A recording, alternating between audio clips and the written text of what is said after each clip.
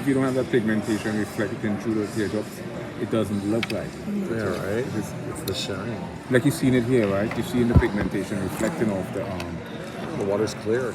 And you'll also notice the other thing that it typically the water does. is not really clear. The water is actually brown, but it looks clear, you see? The water is brown, right? Two-dimensionally, it's dualistic.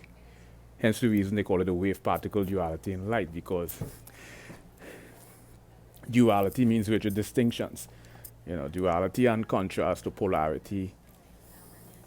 They are a trichotomy. They share no commonality whatsoever. However, they share one subtle common denominator in terms of their polarity and nuances. So we have the subsets of linguistics: phonetics, phonology, morphology, syntax, semantics, and pragmatics.